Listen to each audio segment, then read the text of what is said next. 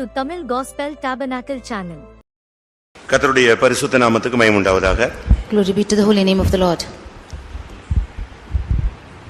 பிரசங்கியின் புஸ்தகம் 2ஆம் அதிகாரம் 25ஆம் வசனத்தை ஒரு விசை வாசி. Ecclesiastes chapter 2 verse 25. பிரசங்கியின் புஸ்தகம் 2ஆம் அதிகாரம் 25ஆம் வசனம். என்னை பார்க்கிலும் சம்பிரமமாய் சாப்பிடத்தக்கவன் யார்? என்னை பார்க்கிலும் துரிதமாய் சம்பாதிக்கத்தக்கவன் யார்? இங்கே பிரசங்கி சொல்லுகிறான், என்னை பார்க்கிலும் துரிதமாய் சம்பாதிக்கத்தக்கவன் யார்? Who can earn more than I, says the Ecclesiastes here. இன்றைக்கு உலகத்திலே பல விதங்களில் பலரும் சம்பாதிக்கிறார்கள். Today many of them are earning in this world. பல விதங்களிலே அவர்கள் சம்பாதிக்கிறார்கள். And they are earning in many ways. ஆனால் இவன் சொல்லுகிறான், என்னை பார்க்கிலும் யாராவது துரிதமாக வேகமாக அதிகமாக சம்பாதிக்க முடியுமா என்ற ஒரு கேள்வியை எழுப்புகிறான். But here he is arising a question as to who else can hasten to earn more than I. கர்த்தர் அவனுக்கு சகலத்தையும் கொடுத்திருந்தார், ஆனபடினால் அவன் துரிதமாய் சம்பாதித்தான். The Lord had given everything to him and therefore he hastened and earned things. நாமும் கூட இந்த உலகத்திலே சம்பாதிக்க முடியாத பல விதங்களிலே பிரயாசங்களை எடுக்கிறோம். We too are laboring hard that we might earn much in the world. இன்னைக்கு பலரும் பல விதங்களிலே சம்பாதிக்கிறார்கள். Today many of them are earning in different ways. நியாயமான முறையிலே சம்பாதிக்கிற ஒரு கூட்டத்தை பார்க்கலாம். We see a group of people who are justly getting their earnings. அநியாயமாய் சம்பாதிக்கிற ஒரு கூட்டத்தை பார்க்கலாம். And we feel those who are unjustly getting their earnings. மற்றவருடைய பொருள்களை அபகரித்து சம்பாதிக்கிற ஒரு கூட்டத்தை பார்க்கலாம். And we see others who are exploiting other things and they are earning. ஏமாற்றி சம்பாதிக்கிற ஒரு கூட்டத்தை நாம் பார்க்கலாம். We see some people who are earning by deception. ஒரு சிலருக்கு சம்பாதிக்க தெரியவில்லை என்று சம்பாதிக்க முடியாமல் தோற்று போகிறதையும் பார்க்கலாம். We see some of them failing without being able to earn. இப்படி பல விதங்களிலே சம்பாதிக்க திராணியற்ற பலரையும் நாம் பல விதங்களிலே பூமியிலே காண முடியும். We see that people who are in different aspects in this world that they are able to earn or not able to earn. ஆனாலும் கூட ஏதாவது ஒரு விதத்துல கொஞ்சமாவது நாம் சம்பாதிக்கிறோம். Yet in some way or the other we should earn something. ஒரே நாளிலே கோடிக்கணக்காக சம்பாதிக்கிறவர்கள் உண்டு. And there are people who go in one day and earn for their living. ஒரே நாளிலே லட்சக்கணக்கில் சம்பாதிக்கிறவர்கள் உண்டு. And there are in one day there are people who are earning lakhs and amount. ஒரே நாள்ல ஒண்ணுமே சம்பாதிக்க முடியாமல் லட்சக்கணக்கில் கோட்டை விட்டு ஏமாற்றப்பட்டு இல்லாவிட்டால் தோற்று போன ஒரு கூட்டமும் உண்டு. There's a group of people who are also failing and defeated, not able to earn and have lost even lakhs in one day.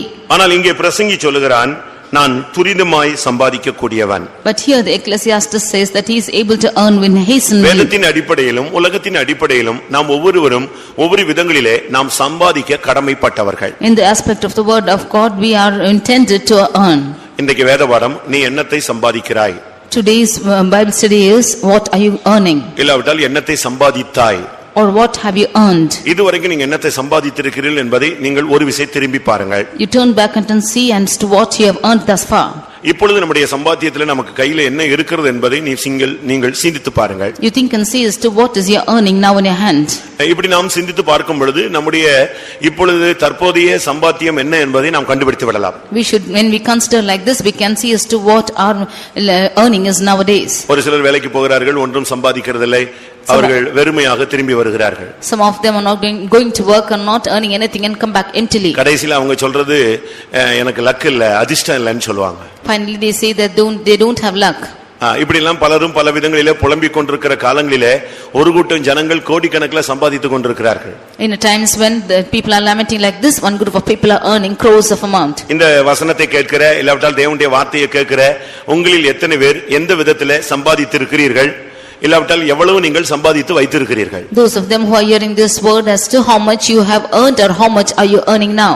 வேத வசனத்தின்படி நாம் எதை சம்பாதிக்க வேண்டும்? According to the word of God, what should we earn? இப்படிப்பட்ட கேள்விகளுக்கு நாம் இந்த மாலை வேளையிலே ஒரு தெளிவான பதிலை பெற்றுக்கொள்ள வேண்டியது அவசியம். It is needful for us to get a clear answer for such a question. முதலாவது, சம்பாதிக்கிறதுக்கான பலனை கொடுக்கிறவர் தேவன் என்கிற அறிவு நமக்கு தேவை.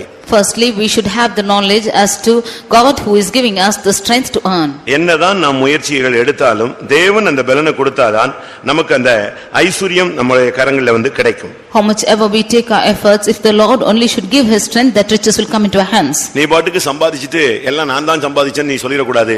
தேவன் கொடுத்தாருன்னு சொன்னேன்னா அது நிக்கும், இல்லன்னா அது போய்டும். You should not say that you have earned and you have earned by your labor, but if you say that the Lord has given, it will stand by hand. உபாகமம் 8ஆம் அதிகாரத்தை நாம் பார்க்கும் பொழுது When we read in Deuteronomy chapter 8, 17ஆம் வசனத்தை பார்க்கும் பொழுது verse 17, என் சாமர்த்தியமும் என் கைபலனும் இந்த ஐஸ்வரியத்தை எனக்கு சம்பாதித்தது என்று நீ உன் இருதயத்தில் சொல்லிக் கொள்ளாமல் எச்சரிக்கையாய் இரு. and thou should not say in thine heart, my power and the might of my hand have gotten me this wealth. என்னுடைய அறிவு என்னுடைய திறமை தான் இதெல்லாம் எனக்கு சம்பாதிச்சு கொடுத்தது அப்படின்னு நீ வார்த்தையை use பண்ணிராத. You don't use this word that it is your might and your talents which has got you this wealth. உபாகமம் 8:18 பார்க்கும் பொழுது When we read in Deuteronomy 8:18, ஐஸ்வரியத்தை சம்பாதிக்கிறதுக்கான பலனை கர்த்தரே உனக்கு கொடுக்கிறவர். for it is the Lord who giveth thee the power to get wealth. அப்படினால ஐஸ்வரியத்தை சம்பாதிக்கத்தக்கதான பலன் நம்முடைய பலன் அல்ல, அது தேவனிடத்திலிருந்து வருவது என்பதை நாம் புரிந்து கொள்ள வேண்டியது அவசியம். Therefore we should understand that the power to get wealth is not ours but it is coming from God. நான் சம்பாதிச்சேன், நான் தான் திறமையா செஞ்சேன், என்னால இல்லன்னா நீ என்ன சம்பாதிச்ச, நான் என்ன சம்பாதிச்சேன்னு சொல்லிட்டு கடைசியில ஆண்டவருக்கு கொடுக்க வேண்டிய கனத்தை கொடுக்காத பட்சத்துல எல்லாமே நம்ம விட்டு விலகி போகிறதை பூமியிலே காண முடியும். When we say that we have got the wealth and I have labored and I have earned much like this, we can see that we are losing everything when we do not give the honor to God. தயவு செய்து இந்த உலகத்திலே நாம் எந்த சூழ்நிலையிலும் நான் சம்பாதித்தேன் என்ற வார்த்தையை தவறி கூட நாம் உபயோகித்து விடக்கூடாது.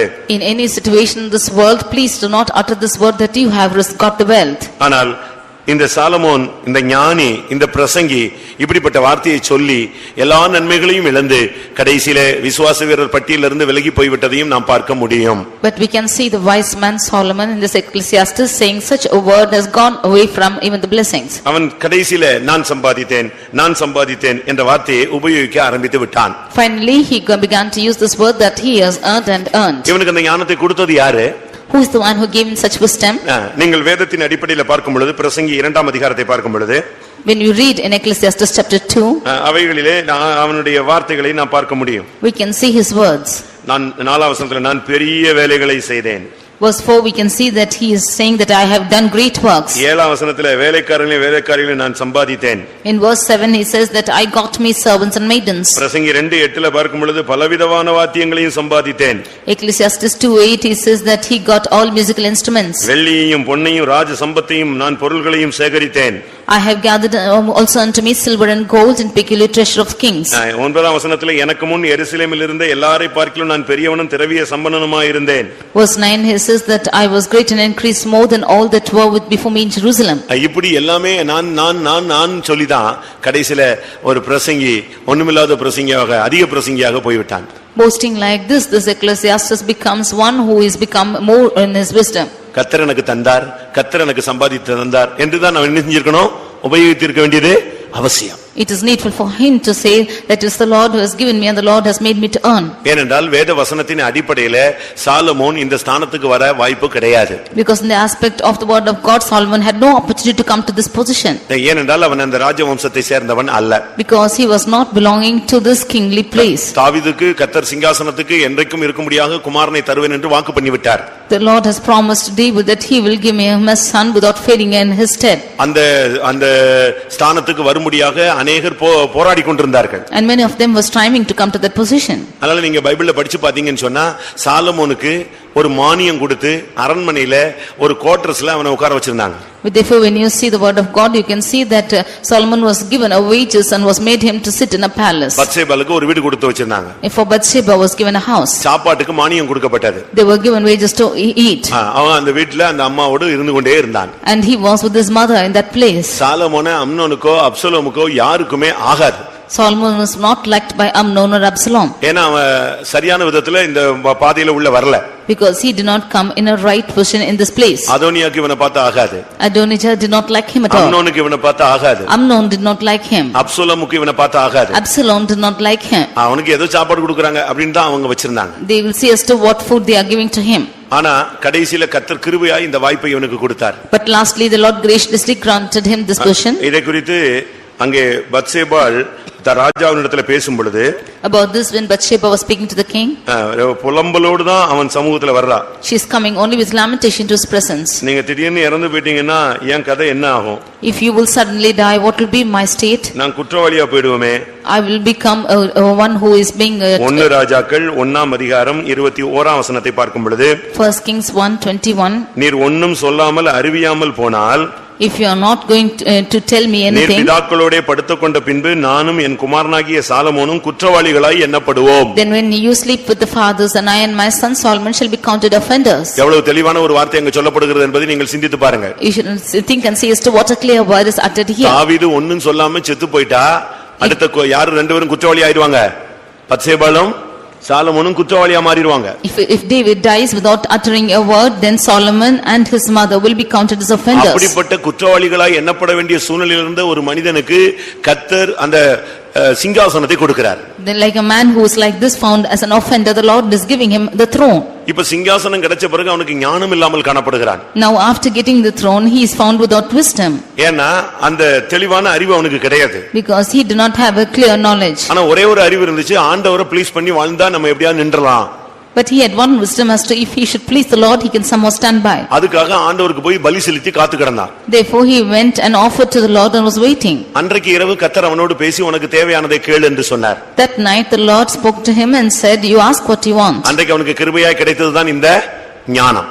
It was that day graciously the Lord gave him this இந்த wisdom. ஞானத்தை வச்சு தான் இதெல்லாம் சம்பாதிச்சான். With this wisdom he earned everything. அதனால தான் பிரசங்கி 2:9 சொல்றான், என் ஞானமும் என்னோடு கூட இருந்தது. And Ecclesiastes 2:9 he says that my wisdom remained with me. அது உன்னுடைய ஞானமா?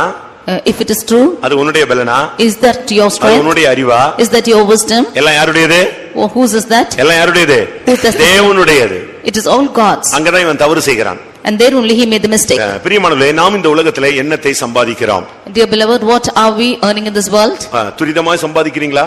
Are you hastily earning? துரிதமா சம்பாதிச்சு பரலோகத்தை விட்டுட்டா என்ன பிரயோஜனம்? If you hastily earn and leave heaven, what's the use? துரிதமாய் சம்பாதித்து விசுவாச வீரர் பட்டியலில் இருந்து வெளியே வந்துட்டா என்ன பிரயோஜனம்? If you hastily earn and lose the list of the heroes of faith, what's the use? நாம் சம்பாதிக்க வேண்டியது பல காரியங்கள் இருக்கிறது. There are many things which we have to earn. ஆனால் அந்த தரிசனத்தை விட்டு இந்த உலகத்துல பல காரியங்களை நாம் சம்பாதித்துக் கொண்டு இந்த உலக பாதையில போய் கொண்டே இருக்கிறோம். But leaving that vision, we are earning many things in this world and going in the worldly ways. நாம் சம்பாதிக்க வேண்டிய 7 காரியங்களை நான் உங்களுக்கு பின்பாக சொல்கிறேன். I would like to say later about 7 things which we have to earn. முதலாவது யாக்கோபு எதை சம்பாதித்தான்? Firstly, Jacob, what did he earn? நீ என்னத்தை சம்பாதித்தாய்? யாக்கோபு என்னத்தை சம்பாதித்தான்? What did Jacob earn? இன்றைக்கு முற்பிதாக்களிலே ஒரு சிலர் கூட சில நேரங்களில் அவர்கள் பாதை மாறினதை நாம் விளங்கிக் கொள்ள முடியும். Today even the forefathers, we can see that some of their paths have been traversing. ஆதியாகமம் Genesis 30 அதிகாரம் chapter 30 26 வசனத்தை பார்க்கும் பொழுது verse 26. அவன் தான் சம்பாதித்த பெரிய சாதனைகளை சொல்லுகிறான். We see his great things which he have earned. 30:26. நான் உமக்கு ஊழியம் செய்து சம்பாதித்த என் மனைவிகளையும் என் பிள்ளைகளையும் எனக்கு தாரும். இவன் ஊழியம் செய்து சம்பாதித்தது மனைவிகள், பிள்ளைகள்.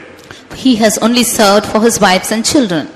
இவன் இந்த உலகத்துல அவன் அதிகமாக சம்பாதித்தது மனைவிகளையும் பிள்ளைகளையும். He served hard to get wives and children. அவன் ஊழியம் செஞ்சு கடைசில அவனுக்கு கிடைச்ச பிரதிபலன் என்ன? சீயோன் இல்ல எருசலேம் அல்ல, கிடைச்சது என்னது? என்ன கிடைச்சது? மனைவிகள், பிள்ளைகள். He doing the ministry, finally he got not Zion and Jerusalem but wives and children. நீங்களும் கூட இந்த உலகத்துல என்னத்தை சம்பாதிச்சிருக்கீங்கன்னு உங்களுக்கு நீங்களே கேட்டு பாருங்க. அருமையான ஒரு மனைவி, அருமையான ஒரு புருஷன், 7 பிள்ளை, 4 பிள்ளை, ஒருத்தைக்கு ஒரே பிள்ளை, இப்படி நீங்க சம்பாதிச்சு வச்சுட்டு உட்கார்ந்திருக்கலாம். You can see as to what you have earned in this world, that you have a wife or a husband or 7 or 1 children like this.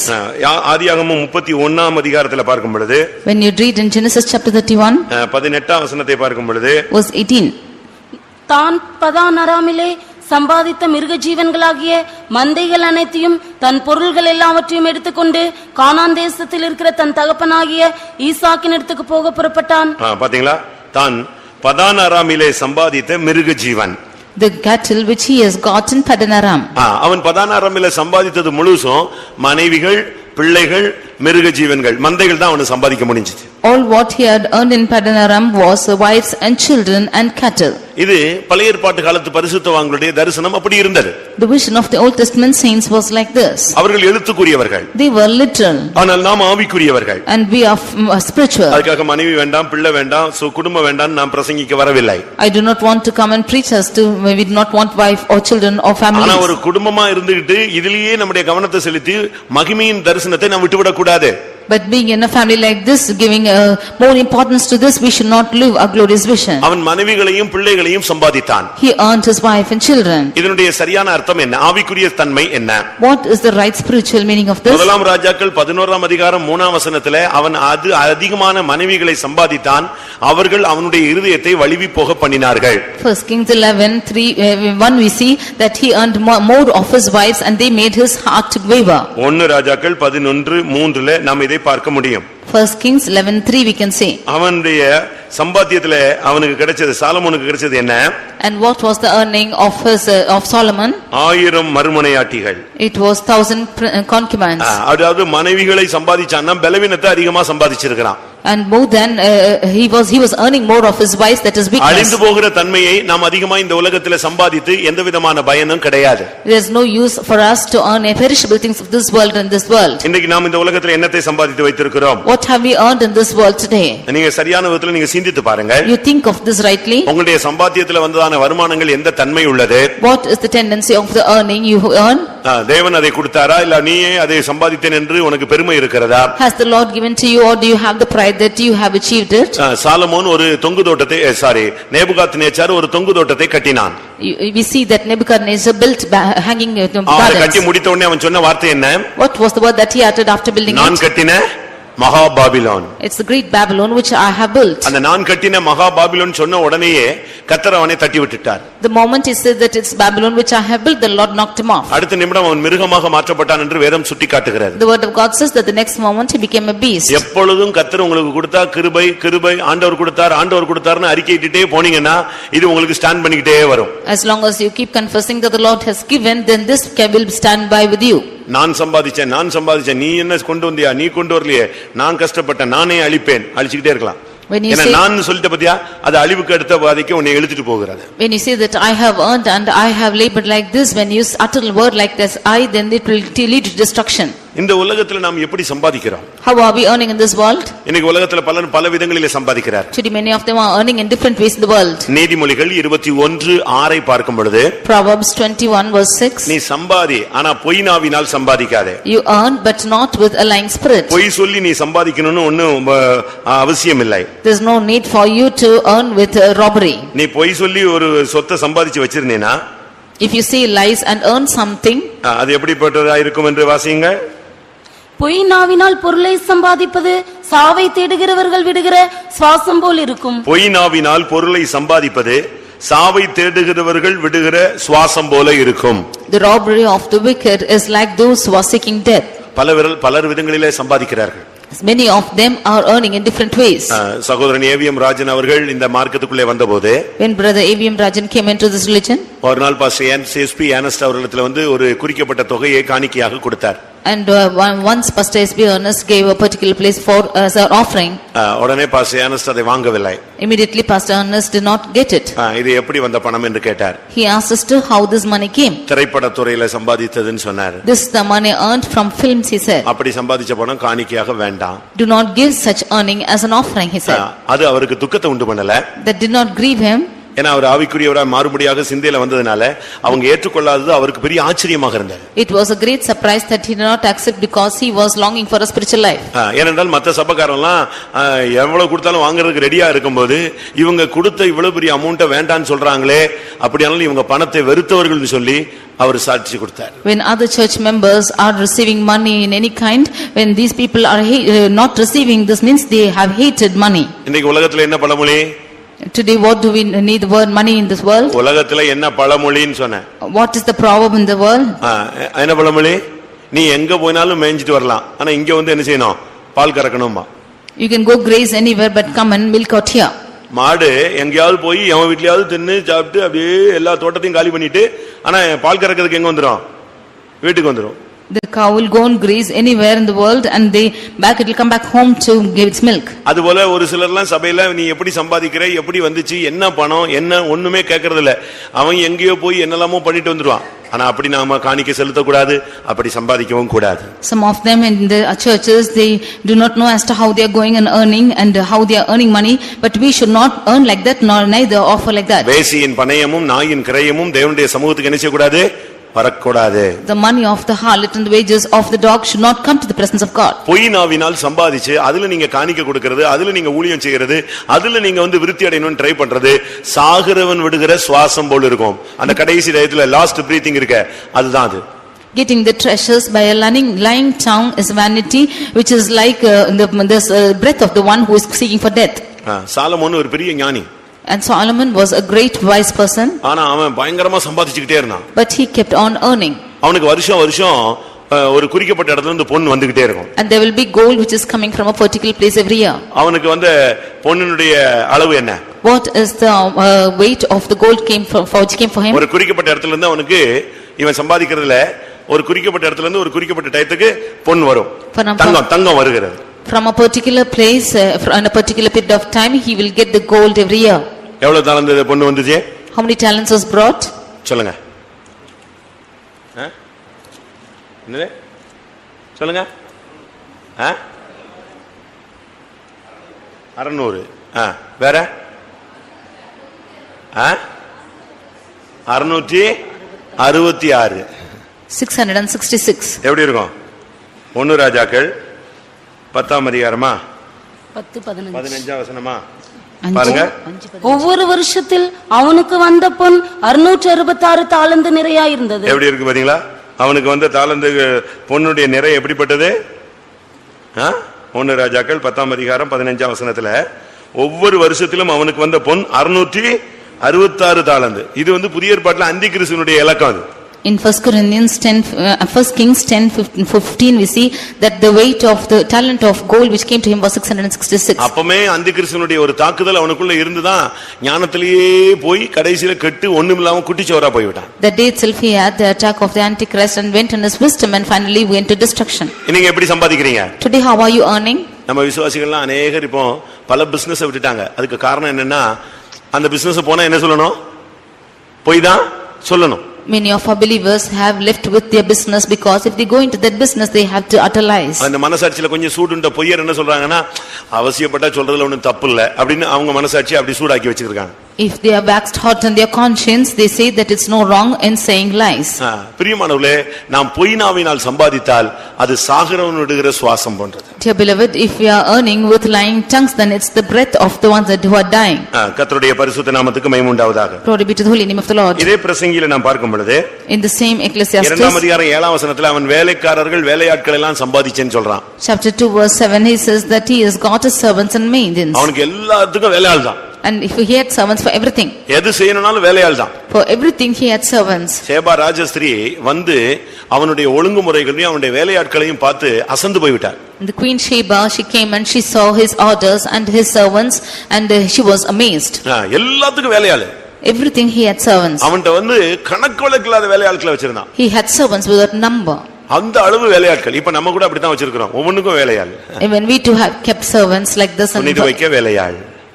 துணி For துவைக்கிறதுக்கு washing we have servants. வீடை சுத்தம் பண்ண வேலையாள். For cleaning a house we have servants. அடுத்து சமையலுக்கு வேலையாள். For cooking we have servants. தோட்டத்தை பராமரிக்க வேலையாள். And gardening we have servants. அதனால இவங்களுக்கு வேலையே இல்ல. அதனால வியாதியில இருக்காங்க. They have no other work at all, therefore they are in sickness. எந்த வேலையும் இல்ல. அதனால ஃபுல்லா என்ன இருக்கு? உடம்பு வளையல் இல்லையா? சுகபோக வாழ்வு, உயிரோடு சாவு போயிட்டே இருக்கு. Because they have no other work at all, a luxurious life is leading to death when they are alive itself, like this they are dying. நாம இப்ப என்ன அளவுல நம்ம சம்பாதிச்சு வச்சிருக்கோம் பாருங்களேன். You see as to what extent we have earned and kept now. புருஷன், பிள்ளைகள், வேலையாட்கள், மிருக ஜீவன்கள் இவைகளை தான் நம்ம சம்பாதிச்சு வச்சிருக்கிறோம். Wife, husband, children, servants and cattle. அப்போஸ்தலர் 22ஆம் அதிகாரத்துல பார்க்கும் பொழுது When we read in Acts chapter 22, பவுலை ஒரு சேனாதிபதி அடிச்சு விட்டான். captain of host beat Paul. அப்ப இவன் அவன்கிட்ட பேசுறான். Then he spoke to him. நான் ரோமனாச்சே, நீ அடிக்கலாமா? I am a Roman, how can you beat me? ஏன் அடிச்ச? Why did you beat me? அப்படினு சொல்றான். He is saying like this. உடனே அவன் கேக்குறான், சேனாதிபதி நீ ரோமனா அப்படினு கேக்குறான். Immediately the captain is asking us to whether he is a Roman. அவன் சொல்றான், ஆம் நான் ரோமன் தான். Then he is saying yes I am a Roman. அப்போஸ்தலர் 22, 27, 28ல நம்ம இத பார்க்க முடியும். In Acts 22, 27 and 28. உடனே அவன் சொன்னான், நான் மிகுந்த திரவியத்தினாலே இந்த ஸ்லாக்கியத்தை சம்பாதித்தேன். ஒரு ரோமனை அடிக்கிறதுக்கு நான் சம்பாதிச்சேன்னு சொல்றான். Immediately he is saying that I am free born to I am got to this freedom in order to beat the Romans. ஒரு ரோமன் அவன் ரோமன் அல்ல. He was not a Roman. ஆனா அப்படினால ரோமனை அடிக்கிறதுங்கிறது ஒரு பெரிய காரியம். Therefore to beat a Roman was a great privilege. இவன் சொல்றான் நான் மிகுந்த திரவியத்தினாலே, இவன் ஒரு பெரிய பணக்காரன், அந்த சேனாபதி. அவன் சொல்றான் எனக்கு இருக்கிற பணத்தினால இப்போ உன்னை அடிக்கிறதுக்கு எனக்கு என்ன கிடைச்சதே, இந்த வாய்ப்பு கிடைச்சது. And the chief captain is saying that he with a great sum obtained this freedom to beat him. உங்களுடைய வசதி வாய்ப்புகள் எல்லாம் மற்றவங்களை துன்பப்படுத்துறதுக்காக நீங்க பயன்படுத்துறீங்களா? Are you using your facilities that you might torture the others? உங்களுடைய செல்வாக்கு மற்றவங்களை துன்பப்படுத்துறதுக்காக உபயோகப்படுத்துறீங்களா? Is your wealth being used to torture the others? இத தான் அப்ப நீ இந்த உலகத்துல சம்பாதித்து வைத்திருக்கிறாய். What have you earned in this world? ஒரு சிலர் ஏதாவது வரங்கள் கூட பணத்துல கிடைக்குமான்னு பார்க்கறான். Some of them see if they are receiving any gifts also through money. அப்போஸ்தலர் 8ஆம் அதிகாரத்துல பார்க்கும் பொழுது, when we read in Acts chapter 8, ஒரு மாயவித்தைக்காரன் ரட்சிக்கப்பட்டான். a soothsayer got saved. இயேசுவை விசுவாசித்தான். And he believed in Jesus. ஞானஸ்நானம் பெற்றுக்கொண்டான். And he received baptism. ஆனால் அவனுக்கு அபிஷேகம் கிடைக்கவில்லை. But he did not receive the Holy Spirit. ஏன் அபிஷேகம் கிடைக்கல? Why didn't he get it? அவன் ஞானஸ்நானம் எடுத்தான், விசுவாசித்தான், இயேசுவை தெய்வம் என்று ஒத்துக்கொண்டான். ஆனால் மனம் திரும்பவில்லை. He took baptism and he believed and accepted that Jesus and but he did not repent. அப்படிதான் அப்போஸ்தலர் 8ஆம் அதிகாரம் 13ஆம் வசனத்திலே சொல்லப்பட்டிருக்கிறார். This is what in Acts 8 chapter verse 13. அவன் சீமோன் விசுவாசித்தான், ஞானஸ்நானம் பெற்றான். That Simon believed and was baptized. ஆனால் அவன் அபிஷேகம் பெறவில்லை. But he did not receive the Holy Spirit. இப்பொழுது அப்போஸ்தலர்கள் ஜெபித்து அங்க உள்ள ஜனங்கள் அபிஷேகம் பெறுகிறார்கள். Now the apostles came and prayed and the people there received the Holy Ghost. இவனுக்கு ஒரு பெரிய ஆச்சரியம். And it was marveling to him. பேதுரு கை வச்சா ஒருத்தனுக்கு அபிஷேகம் கிடைக்குது. When Paul is laying his hands, people are getting the Holy அடுத்தவனுக்கு கை Ghost. வச்சா அடுத்தவனுக்கு அபிஷேகம் கிடைக்குது. And when he places another person, he is இத getting the Ghost. பார்த்துக்கிட்டே இருந்தபோது, When he saw this, இவன் என்ன செஞ்சிருக்கணும்? what should he have done? இவனும் போய் முழங்கால் போட்டு எதை வாங்கியிருக்கணும்? அபிஷேகத்தை பெற்றிருக்கணும். He too should have gone, knelt down and received the Holy Ghost. இவனுக்கு தன்னை பெரிய ஆள் ஆக்கணுங்கிற அந்த ஆவி ஏற்கனவே உள்ள இருந்துச்சு, மனம் திரும்பாதனால அது இன்னும் போகல. Already the spirit within him was to that he should prove himself great because he did not repent, the spirit did not depart from him. இப்போ அவன் உடனே வீட்டுக்கு போனான். Now he went back home. வீட்ல இருக்கிற பணத்தை எல்லாம் தூக்குனான். Took all the money from his house. நேரா பேதுருட்ட கொடுத்தான். Came straight. இந்த பணத்தை நீங்க ஏத்துக்கங்க. And asked Peter to accept the money. நான் யார் மேல எல்லாம் கை வைக்கிறேனோ அவனுக்கு என்ன வரணும்? அபிஷேகம் வரணும். Whomever I lay my hands upon, they also should be receiving the Holy Ghost. உனக்கு அபிஷேகம் கிடைக்கல, ஆனா நீ கை வச்சா மத்தவனுக்கு அபிஷேகம் கிடைக்கணும். You yourself did not get the Holy Ghost, but if you lay your hands, others should receive the Holy Ghost. மைண்ட்ல பணத்தினால இந்த ஊழியத்தை செஞ்சிரலாம், அற்புதங்களை செய்யலாம்னு அவன் யோசிச்சான். Therefore in his thought he thought to do this ministry and do the miracles with his money. அதனால தான் அப்போஸ்தலர் 8ஆம் அதிகாரம் 20ஆம் வசனத்துல பேதுரு அவனை நோக்கி, தேவனுடைய வரத்தை பணத்தினாலே சம்பாதித்துக் கொள்ளலாம் என்று நீ நினைக்கிறபடினால் உன் பணம் உன்னோடு கூட நாசமாய் போக கடவது. Therefore in Acts 8 chapter verse 20, St. Peter says, thy money perish with thee because thou hast thought that the gift of God may be purchased with money. இதுல இருந்து என்ன விளங்கிக் கொள்கிறோம்? What do we understand from this? பணத்தை வைத்து சபையில எந்த காரியமும் சாதிக்க கூடாது, சாதிக்க முடியாது. With money you should not prove anything to the church or should not prove. பணத்தை வைத்து ஊழியங்களிலே எதையும் சாதிக்கணும்னு நினைச்சோம்னா அது தவறு. If you want to establish anything in the ministry with money, that is wrong. அன்றைக்கு அவன் பணத்தை வச்சு வரங்களை பெற்றுக்கொள்ளலாம் என்று யோசித்தான். ஆனால் இன்றைக்கு ஒரு கூட்டம் வரத்தை வைத்து பணத்தை சம்பாதித்துக் கொண்டு இருக்கிறது. Those days he thought that he could receive that gift with money, but now a group of people are receiving this gift with money. அவன் மைண்ட்ல எப்படி இருந்துச்சு? How was his mind? பணத்தை கொடுத்தா வரம் கிடைச்சிரும்னு நினைச்சான். When he gets money, he can get the gift. அவனுக்கு இந்த சத்தியம் தெரியல, இலவசமாய் பெறுகிற சத்தியம் அவனுக்கு தெரியல. He did not know this truth of receiving freely. இன்னைக்கு ஒரு சிலர் என்ன செய்றாங்க? Today what are some people doing today? இந்த மார்க்கத்துல வந்த பின்பு கர்த்தர் அவங்களை ரொம்ப கொடுக்கிறார். After coming into this religion, the Lord is adding more to them. நல்லா சம்பாதிச்சிட்டு இந்த மார்க்கத்தை விட்டு அப்படியே விலகுறாங்க. After earning into a lot, they are coming into this religion. ரெண்டு கூட்டத்தை சபையில நீங்க பார்க்கலாம். You can see two groups of people in the church. ஒன்றுமில்லாம இந்த சபைக்குள்ள சபையில விலையேறப்பட்ட ஆசீர்வாதங்களை பெற்றுக்கொண்டவர்கள் உண்டு. People who come without anything are coming and receiving precious blessings. செழிப்பாய் மாற்றப்பட்டவர்கள் உண்டு. And those of them who are flourishing. கர்த்தரை நம்புகிறவனோ செழிப்பான். He who believes in the Lord shall be blessed. ஆனா ஒரு சிலர் இந்த சபையில நல்லா ஆசீர்வதிக்கப்பட்டு இந்த மார்க்கத்துல நல்லா ஆசீர்வதிக்கப்பட்டு எல்லாம் கிடைச்ச உடனே மெல்ல அப்படியே தேவனை விட்டு விலகுறாங்க. Some of them after coming to this religion and are blessed more, they depart slowly. அது தவறு. That's wrong. அது ஒரு இளைய குமாரனுடைய வாழ்க்கை. That is the life of a prodigal son. யாக்கோபு ஏசா ரெண்டு பேரும் அண்ணன் தம்பி. ஆனா ரெண்டு பேரும் புத்தியிலும் இது இருந்துச்சு. Jacob and Esau were both brethren, but it was in their mind. அவங்க கானான் தேசத்துல சம்பாதிச்சாங்க, சம்பாதிச்ச பிறகு அவங்க ரூட்டை மாத்தினாங்க. They earned in the land of Canaan and after earning they changed. கானான் என்பது சபையை காண்பிக்கிறார். Canaan shows the church. இல்லாவிட்டால் இந்த மார்க்கத்தை காண்பிக்கிறார். Or it shows this religion. இல்லாவிட்டால் கிறிஸ்தவ வாழ்வை காண்பிக்கிறார். Or it shows the Christian life. கிறிஸ்துவை பின்பற்றுகிற வாழ்க்கையை காண்பிக்கிறார். It shows the life of following Christ. கர்த்தருக்குள் வாழ்கிற வாழ்க்கையை காண்பிக்கிறார். It shows the life of living after Christ. இதுக்குள்ள வந்த பிறகு கர்த்தர் உன்னை ஆசீர்வதிப்பார். This after coming into this religion the Lord will உன்னை ஆசீர்வதித்து நம்பிக்கையோடு உன்னை மேன்மைப்படுத்தும்போது நீ இதெல்லாம் தூக்கிக்கிட்டு அப்படியே சபையை விட்டு கானானை விட்டு கிறிஸ்துவுக்குள்ளான வாழ்க்கையை விட்டு உலகத்துக்கு பக்கம் நீ போயிர கூடாது. When the Lord blesses you, you should not go towards the world living this life of Canaan and living the life into a போன ஒரு பெரிய கூட்டம் சபையில இருக்கு. There's a great group of people in the church like this. ஒரு group பெரிய group இங்க வந்து நல்லா ஆசீர்வதிக்கப்பட்டுட்டு ஏதாவது ஒரு காரணத்தை சொல்லி ஏதாவது ஒரு சின்ன பிரச்சனையில அப்படியே அந்த ஆசீர்வாதத்தோட வெளியே போய்டுவாங்க. This great group after coming to the church receiving a great blessing with some small problem they depart from the church like that. ஆதியாகமம் 46ல பார்க்கும் பொழுது And we read in Genesis chapter 46. அங்கே யாக்கோபு எல்லாவற்றையும் எடுத்துக்கொண்டு எகிப்துக்கு புறப்பட்டு விட்டான். There Jacob took everything and began to journey. 46:6 பார்க்கும் பொழுது 44:6 தங்கள் ஆடு மாடுகளையும் தாங்கள் கானான் தேசத்திலே சம்பாதித்த தங்கள் பொருள்களையும் சேர்த்துக்கொண்டு எல்லாரும் எகிப்துக்கு போனார்கள். They gathered everything which they have earned and the cattle and they went to Egypt. ஆவிக்குரிய ஜீவியத்துல வந்த பிறகு கர்த்தர் உன்னை ஆசீர்வதிச்ச உடனே நீ எகிப்துக்கு போக கூடாது, பின்மாற்றத்துக்கு நீ போக கூடாது, உலக ஆசீர்வாதத்துக்கு பின்னால நீ போக கூடாது. After the Lord is blessing you, you should not go back into backsliding nor into the world after the Lord has blessed you. ஆதியாகமம் 36:6 பார்க்கும் பொழுது Genesis 36:6 அங்கே ஏசா கானான் தேசத்திலே சம்பாதித்த எல்லாவற்றையும் எடுத்துக்கொண்டு அவன் வேற தேசத்துக்கு போய்விட்டான். What Esau had earned in the land of Canaan, he went to another place. 36:6 ஏசா, 46:6 யாக்கோபு.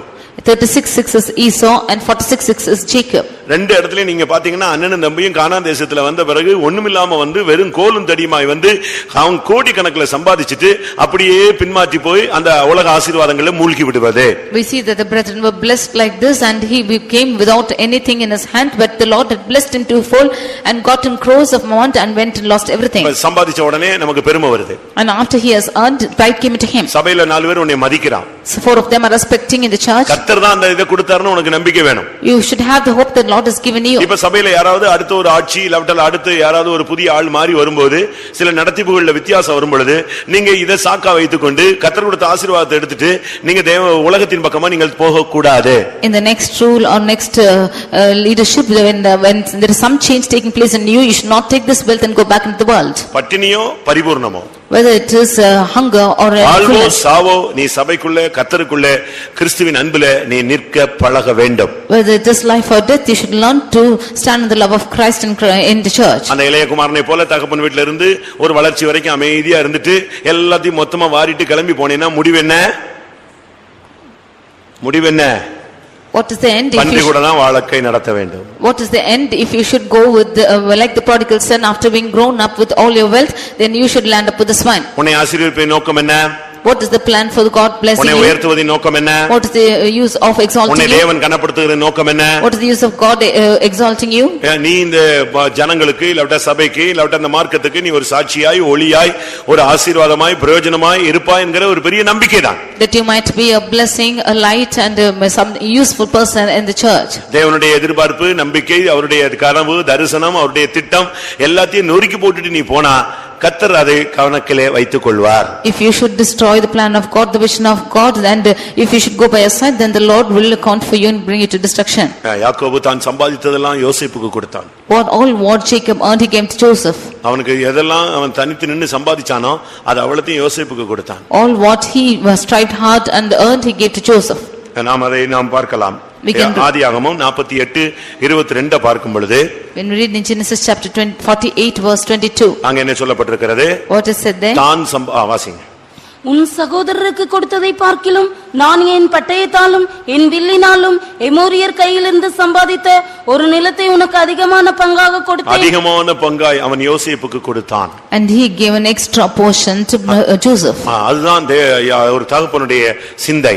That is the mind of the father. அதாவது இது எதை காண்பிக்கிறது? What does this show? நம்முடைய சம்பாத்தியம் முழுவதும் யோசேப்புக்கு போய் சேரணும். அதிகமான பங்கு யோசேப்பிட்ட போய் சேரணும். Most of our earnings should go to Joseph. யோசேப்பு கிறிஸ்துவுக்கு முன் அடையாளமான ஒரு நபர். Joseph is a forerunner of Christ. நாம் நம்முடைய தேவனுக்கு நாம் நம்முடைய சம்பாத்தியத்துல அதிகமானதை தேவனுக்கு கொடுக்க வேண்டும். The more of our earning should go to God. இயேசுவும் கூட இந்த உலகத்துல சில காரியங்களை சம்பாதித்தார். Even Jesus earned certain things in this earth. எதை சம்பாதிச்சாரு? What did he earn? இயேசு இந்த உலகத்துல என்ன சம்பாதிச்சாரு? What did Jesus earn in this world? இந்த உலகத்துல வந்தாரே, அவரும் கூட வேலை செஞ்சாரு, பாடுபட்டாரு, எல்லாம் செஞ்சாரு. அவர் சம்பாதித்தது என்ன? அப்போஸ்தலர் 20:28 படி, according to Acts 20:28, what did Jesus earn? தன்னுடைய சுய இரத்தத்தினாலே சம்பாதிக்கப்பட்ட சபை, his own church which he has earned by his அவர் இந்த own உலகத்துல blood. வந்து சம்பாதித்தது சபை. The thing which he earned in this world is the church. நீங்க கூட சில நேரத்துல சொல்லுவீங்க, ரத்தம் சிந்தி நான் சம்பாதிச்ச வீடு. You might also say that you have shed blood and earned this house. உங்க அப்பா ஒண்ணும் கொடுக்கல, Not your father gave, நான் ரத்தம் சிந்தி சம்பாதிச்சதான கடை. but I have shed my blood and earned this shop. அது உண்மை. That's true. ஆனா நீ ரத்தம் சிந்தி சம்பாதிச்சதெல்லாம் மனைவி, பிள்ளை, வீடு, வாசல், காரு, நிலம், ஆஸ்தி, ஐஸ்வர்யம் தான். ஆனா இயேசு ரத்தம் சிந்தி சம்பாதித்தது என்னது? சபை. You shedding your blood, you have earned your wife, your children, your house and your land and so on, but what Jesus has earned is the church. 74ஆம் சங்கீதம் 2ஆம் வசனத்தை சொல்லி இருக்கு, நீர் பூர்வ காலத்தில் சம்பாதித்த சபை என்று சொல்லி இருக்கிறார். 74th Psalm verse 2, we see that is the church which you have earned in folk place. நீங்க இந்த உலகத்துல வந்து டெய்லி காலையில போறீங்க, சாயங்காலம் வரீங்க, எவ்வளவு தூரம் பயணப்படுறீங்க, சாப்பிடாம போறீங்க, பலவீனப்படுறீங்க, அலையுறீங்க, கஷ்டப்படுறீங்க, விழிச்சிருக்கிறீங்க, இவ்வளவு நீங்க செஞ்சு சம்பாதிச்சது என்ன? You are going every day for your work, you are suffering hard and you are laboring much and having, in spite of all this, what is the thing you did earn? மற்றவங்களை அடிக்கிறதுக்கூடிய சம்பாத்தியம் உனக்கு இருக்கா? Do you have the earning that others will perish? இல்ல விட்ட வேலையாட்கள் எல்லாம் சம்பாதிச்சு வச்சிருக்கீங்களா? Or have you earned servants? இல்ல மனைவி, பிள்ளைகள், வீடு, வாசல், இவ்வளவுதாங்க, இதுதான் நான் இவ்வளவு நாள் கஷ்டப்பட்டு எனக்கு கிடைச்சது இவ்வளவுதான் அப்படின்னு சொல்றீங்களா? Or do you say that you have earned wife, children and your house and lands? நீங்களே யோசிச்சு பாருங்க. You just think and say. நாம் சம்பாதிக்க வேண்டிய சில காரியங்கள். There are certain things which we have to earn. கர்த்தர் வந்து மனைவி, புருஷன், பிள்ளை, வீடு, வசதி இதெல்லாம் உனக்கு தருவார். God will give you a wife, a husband or children or land and facilities, everything he will give. மனைவியை தேடாதே, அவரே அழகா தேடி கொடுப்பார். Don't seek for wife, he will seek for you. கர்த்தரே எல்லாம் செய்வார்.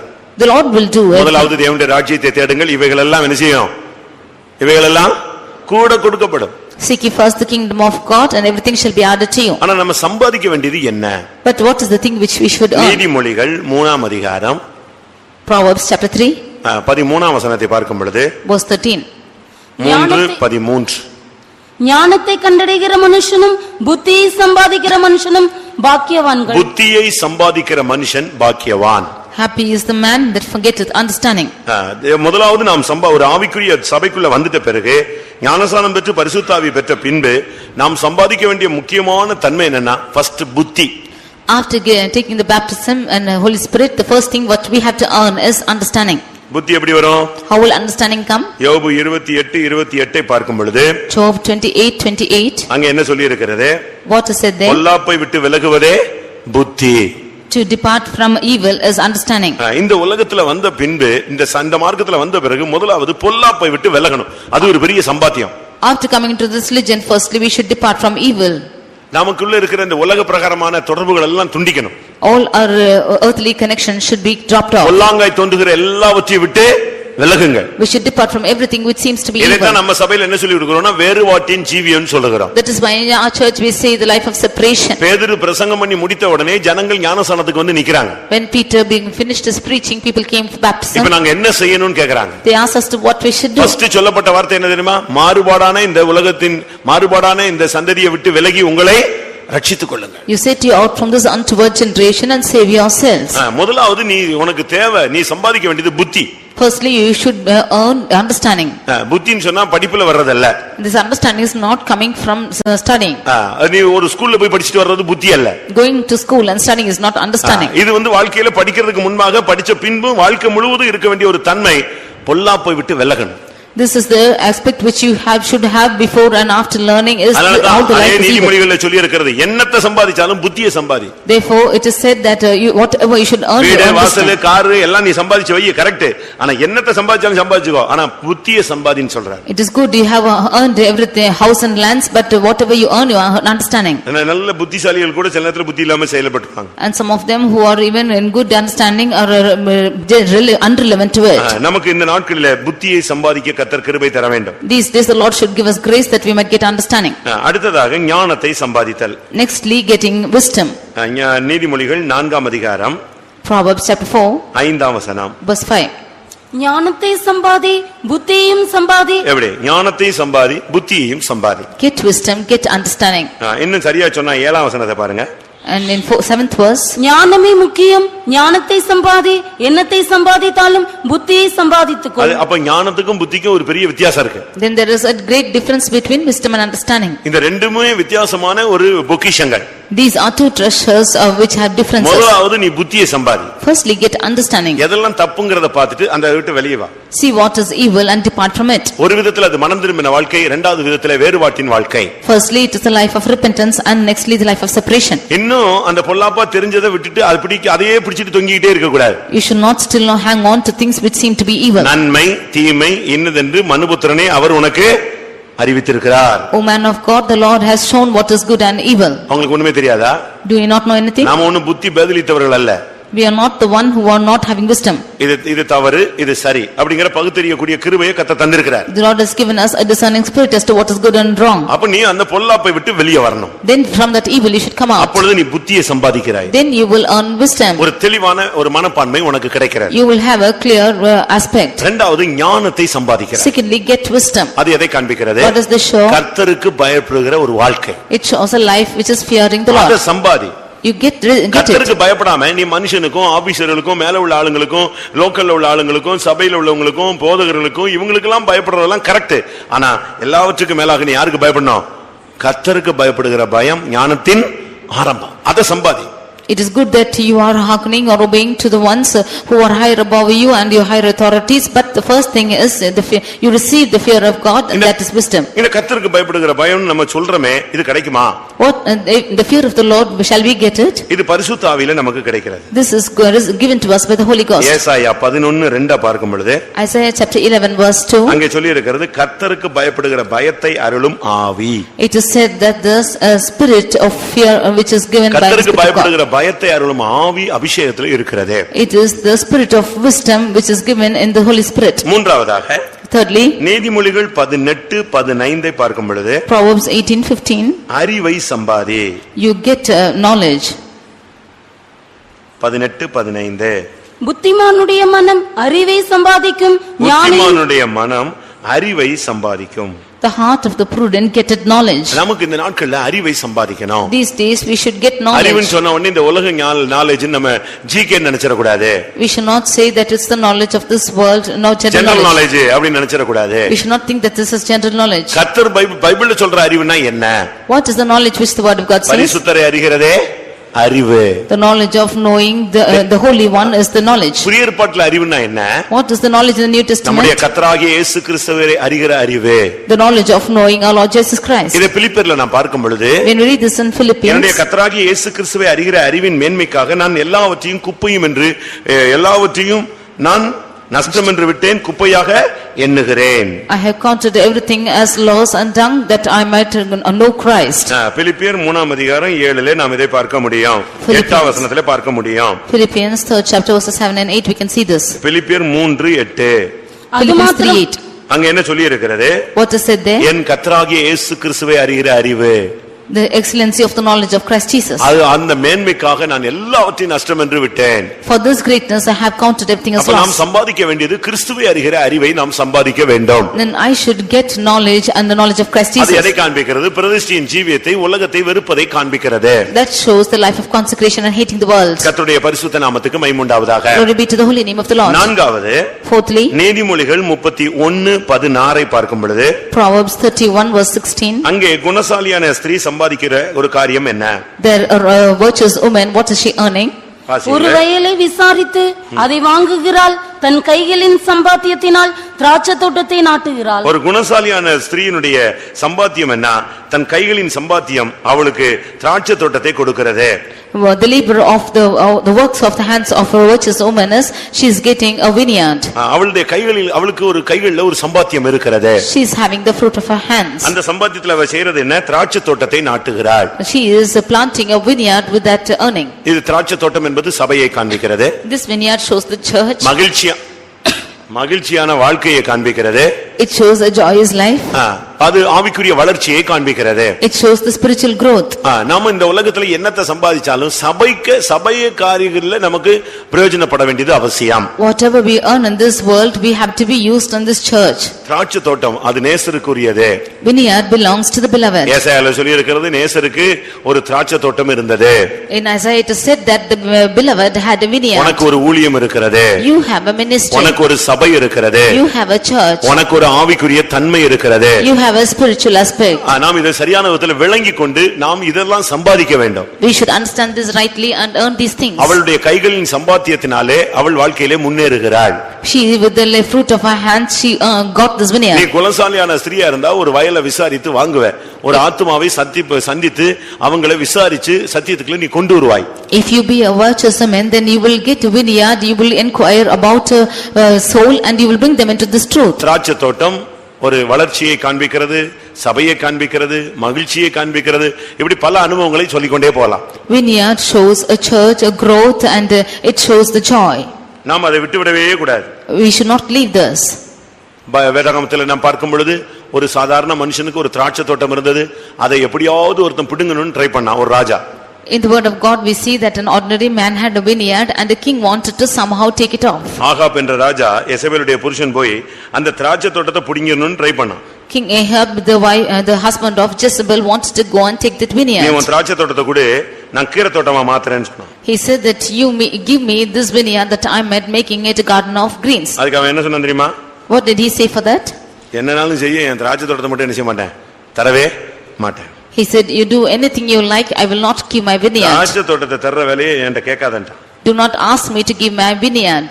அப்படி தன்னுடைய திராட்சை தோட்டத்தை குறித்து அவனுக்கு ஒரு கவனம் இருந்தது. He was very careful about that vineyard. நமக்கு இந்த நாட்கள்ல நம்முடைய ஆவிக்குரிய ஜீவியத்தை குறித்து, நம்முடைய சந்தோஷமான வாழ்க்கையை குறித்து, பரிசுத்தாவினால் உண்டாகும் சந்தோஷத்தை குறித்து ஒரு தெளிவான ஒரு அறிவு நமக்கு இருக்க வேண்டும். We need a clear knowledge about our spiritual life and the knowledge about the Holy Ghost which we have got these days. மத்தேயு 25:16 பார்க்கும் பொழுது, Matthew chapter 25 verse 16, அங்கே ஒரு மனுஷன் தன்னுடைய தாளந்தினால் இன்னும் அதிக காரியங்களை சம்பாதித்தான். There a man by his talents traded more.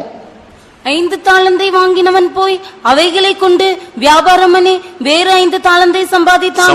5 தாலந்து வாங்கினவன் இன்னும் 5 தாலந்தை சம்பாதித்தான். He who had received 5 talents went and got even 5 talents. இது திறமைக்கு தக்கதாக இல்லாவிட்டால் தேவன் கிருபைக்கு தக்கதாக நமக்கு பகிர்ந்து கொடுக்கிற ஈவின் தன்மைகள், இல்லாவிட்டால் வரங்கள், வல்லமைகள், ஜெப ஆவி, விசுவாசம், பரிசுத்தம், பிரதிஷ்டை, தெய்வீகமான தன்மைகளை காண்பிக்கிறது.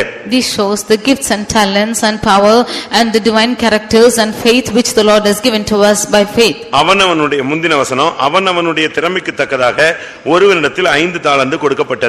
Then the previous verse we say that according to each one's talents, one man was given 5 talents. இன்னொருத்தல 2 தாலந்து கொடுக்கப்பட்டது. And to another 2 talents. 5 தாலந்தை வைத்து அவன் 5 தாலந்தை சம்பாதித்தான். And he who had 5 talents earned 5 talents with 2 it. தாலந்தை வைத்து 2 தாலந்து சம்பாதித்தான். And he who had 2 had earned 2 சரி, talents. உங்களுக்கு கொடுத்த கிருபையை வைத்து நீங்க என்ன சம்பாதிச்சிருக்கீங்க? Now what have you earned with the talents which the Lord has given இன்னைக்கு you? உலகத்துல எத்தனையோ பேருக்கு கிருபை கிடைக்கும். அவங்க பெரிய மீட்டிங் போட்டு கோடிக்கணக்கில் சம்பாதிச்சிடுறாங்க. Today many of them are given the graces and they are conducting meetings and earning crores. பணமா சம்பாதிச்சிடுறாங்க. By casting out demons they are earning money. தீர்க்கதரிசனம் சொல்லி பணமா சம்பாதிச்சிடுறாங்க. By telling the prophecies they are earning money. அப்படிதானே? உலகத்துல இப்படி தான் நடக்குது. This is what happening in the world. அற்புதங்களை செய்றாங்க, பணமா சம்பாதிச்சிடுறாங்க. They are doing miracles and earning money. ஆனா இந்த தாளந்தை கொடுத்து இதை சம்பாதிக்கிறது அல்ல. But not giving this talent and earning things. உனக்கு கொடுத்த ஜெப ஆவியை வச்சு நீ என்ன சம்பாதிச்சிருக்கிற? By your prayer life what have you earned? பணத்தை அல்ல. Not money. 5 ஆத்துமாக்கள் நீ சம்பாதிச்சிருக்கணும். You should have earned 5 souls. உனக்கு கொடுத்த கிருபையை வைத்து நீ ஜனங்களை விடுவிச்சிருக்கணும். By the grace the Lord has given you should have delivered people. Bible என்ன சொல்லுது? இலவசமாய் பெற்றீர்கள், இலவசமாய் பெற்றீர்கள், இலவசமாய் கொடுங்கள். The word of God says that you have received freely, freely give. சரி, இங்க உட்கார்ந்து இருக்கிற மத்த நம்மை பார்த்து ஒரு கேள்வி. And the question to us who are seated here, எல்லாருக்கும் ஏதாவது ஒரு தாளந்து கொடுத்திருப்பாரு. the Lord would have given at least 1 talent for anyone. கொடுத்திருக்காரா? கொடுத்திருக்காரா? Has he given? எல்லாருக்கும் ஒரு gift இருக்கும். All of them will have a gift. ஏதாவது ஒரு திறமை இருக்கும். All they will have some gift. உங்களுக்கு இல்லன்னு நீங்க என்ன செய்ய முடியாது, மறுதலிக்க முடியாது. You cannot deny that you do not have. ஏதாவது ஒரு வரம் இருக்கும், 2 வரம் இருக்கும், 9 வரம் இருக்கும். எவ்வளவோ கிருபைகளை கர்த்தர் அவனவனுடைய தேவைக்கேற்றணுமா இல்ல அவனவனுக்கு தேவன் பகிர்ந்து கொடுக்கிறார். Maybe one gift or two gift or 9 gift, the Lord gives everything according to his measure. உங்களுக்கு இல்லன்னு சொல்றீங்களா இருக்குன்னு சொல்றீங்களா? Do you say do not have or do you have? 1 கொரிந்தியர் 12:7 படி 1 Corinthians 12:7. ஆவியினுடைய அனுக்கிரகம் அவனவனுடைய பிரயோஜனத்துக்கென்று அளிக்கப்படுகிறது. The gifts of the Spirit is given to everyone according to his measure. 11ஆம் வசனத்திலே In verse 11. தமது சித்தத்தின்படியே அவனுக்கு அவர் பகிர்ந்து கொடுக்கிறார். It is given to him according to his will. ஒருத்தனுக்கு 5 கொடுத்தாரு, ஒருத்தனுக்கு 2 கொடுத்தாரு, ஒருத்தனுக்கு 1 கொடுத்தாரு. அது அவருடைய சித்தம். He is giving 5 talents and to the other 2 and to the other 1 it's his will. உங்களுக்கு ஒரு கிருபை கொடுத்திருக்கிறார். அது நீங்க உங்களுக்கு தெரியுமா? Then the Lord has given you his grace. Do you know that? நீங்க புதைச்சு வச்சிட்டு ஒண்ணுமில்லன்னு கையை காட்டிட்டே இருக்கீங்க. You are hiding it and saying that you don't have and showing hands. உனக்கு எதிலியாவது ஒண்ணே ஸ்கில்ஃபுல்லா கத்தர் வச்சிருப்பாரு. The Lord would have kept you skillful in at least one thing. அத நீங்க எப்படி கண்டுபிடிக்கலாம்னா, how can you find this? இந்த அங்கவினர்களை பாருங்க. You can see the ones who do not having their handicapped ones. அவங்கள பாருங்க. You see them. அவங்களுக்கு கண்ணு தெரியாது. They don't have இல்ல கை வேலை செய்யாது. They cannot ஏதாவது ஒரு பாதிப்பு இருக்கும். Or they will have some effect. ஆனா பாட சொல்லுங்க. But if you ask them to sing, அருமையா பாடுவாங்க. they will sing beautifully. Music போட விடுங்க. You leave them to play music. Music போட விடுங்க. You leave them to play music. அருமையா போடுவாங்க. They will play well. ஏன்னா அவங்களுக்கு அந்த டாலன்ட் இருக்கு. Because they have the talent. ஒரு திறமை இல்ல, இன்னொரு திறமையை கர்த்தர் கொடுத்திருக்கிறார். When they don't have one talent, they have the talent. எல்லாருக்கும் கர்த்தர் ஒரு கிருபை கொடுத்திருக்கிறார். The Lord has given grace to everyone seated here. அது ஒண்ணா இருக்கலாம். That might be 1. இரண்டாக இருக்கலாம். It might be 2. அஞ்சாவும் இருக்கலாம். It might be 5. உங்களுக்கு இருக்கா? Do you have it? இல்லன்னு சொல்வீங்களா? Will you deny saying no? R S ஜேக்கப்னு ஒரு சிறுகதை எழுதுகிற ஒருத்தரை நீங்க கேள்விப்பட்டிருப்பீங்க. One person whose name is R.S. Jacob, he was a story writer. இந்த கிறிஸ்டியன் கதைகள் எல்லாம் ரொம்ப எழுதி வச்சிருப்பாரு, நீங்க படிச்சிட்டு இருந்திருப்பீங்க. He used to write many Christian stories, you would have read. அவருக்கு எப்படி இந்த கிருபை கிடைச்சதுன்னு நேத்து நான் படிச்சு பார்த்தேன். Yesterday I read as to how he got the calling. அதாவது எப்படி அவருக்கு நாவன்மை கிடைத்தது, எப்பொழுது அவருக்கு எழுத்து திறமை கிடைத்தது. When he got the talent to speak and when he got the talent to write. அவர் சின்ன பையன்ல படிக்கும்போது, when he was learning as a small boy, ஒரு நாள் பொன்னம்மா சன்னியாசின்னு ஒருத்தங்க வந்து பிரசங்கம் பண்ணாங்க.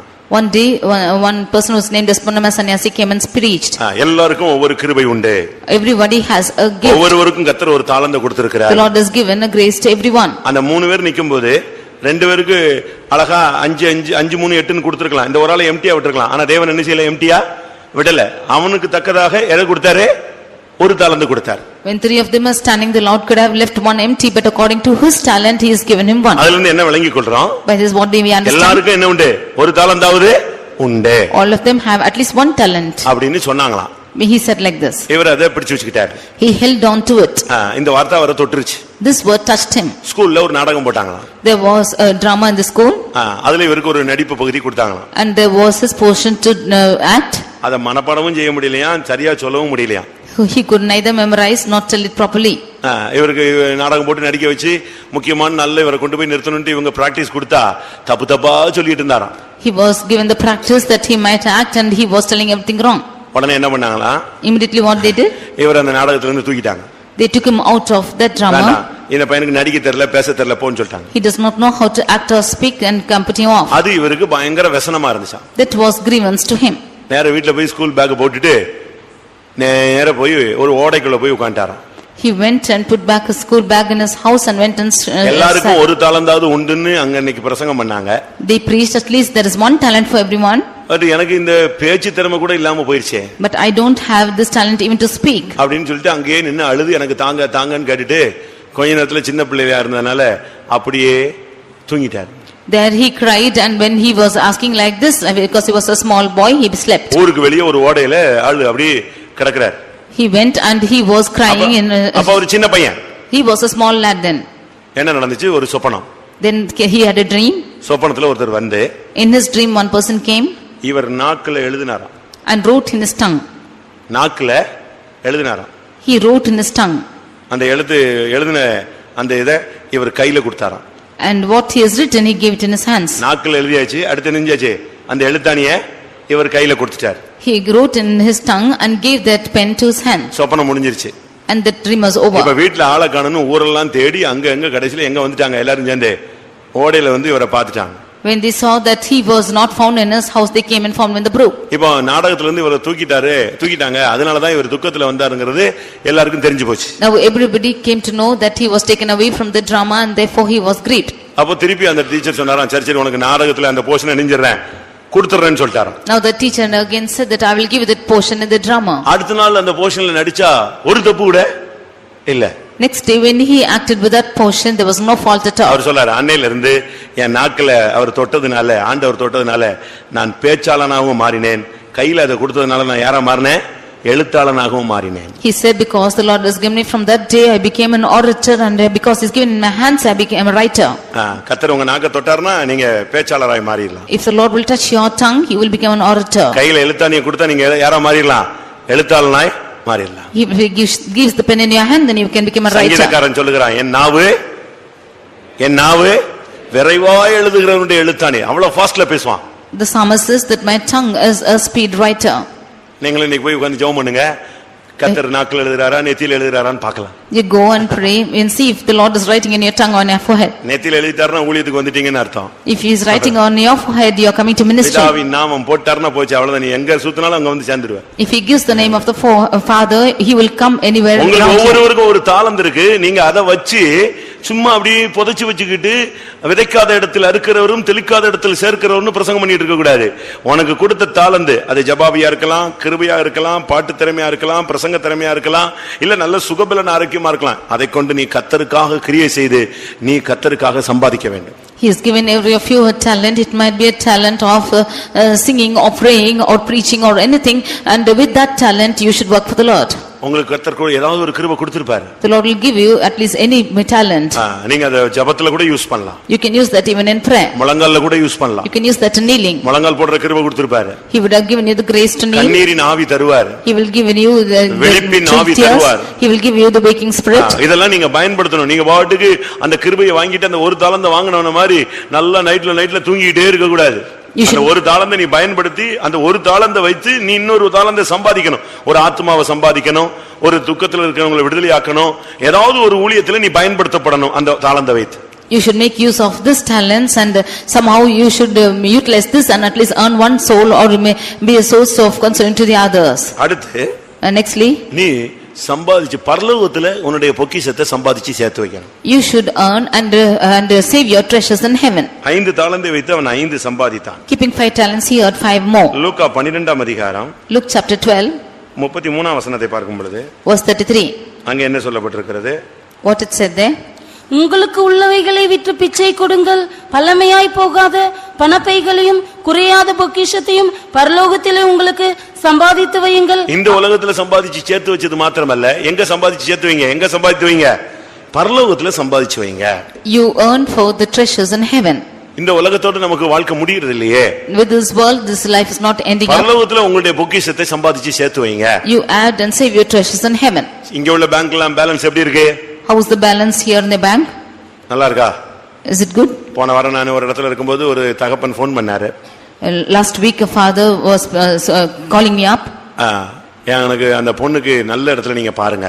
You look for my girl in a good place. எவ்வளவு கொடுக்கணுமோ கொடுத்துடலாம். How much ever he can give. அந்த அளவு நான் ஆண்டவர் கிருபையில எல்லாம் வச்சிருக்கிறேன். To that extent I have kept everything. அப்போ இவர் தாம் பிள்ளைக்காக எல்லாம் சம்பாதிச்சு வச்சிருக்கார். Then he has earned everything for his daughter. பரலோகத்துல நீ ஏதாவது சம்பாதிச்சு சேர்த்து வச்சிருக்கியா? But have you earned anything in heaven? அந்த பேங்க்ல உங்களுக்கு எவ்வளவு இருக்கும்னு நினைக்கிறீங்க? How much will you have in that bank? சொல்லுங்க, எவ்வளவு இருக்கு? You say as to how much you have? சொல்லுங்க, எவ்வளவு சேர்ந்திருக்கும்? இருக்குமா? Will you have it stored? நீங்க சேர்த்து வைக்கிறீங்க, நான் அதை செய்தேன் அப்படின்னு சர்லெஸ் கிளம்பிடும். You are gathering it up there. When you say that I have done it, it's coming down and it's becoming less. நீங்க இப்ப காணிக்கை கொடுக்கறீங்க. Now you are giving offering. அது தேவனுக்காக நீங்க செலுத்துறீங்க. That is what you are giving to God. அதனுடைய percentage எங்க சேர்ந்துருது? That percent is added. மேல உள்ள அக்கவுண்ட்ல கிளியர் ஆயிடுது.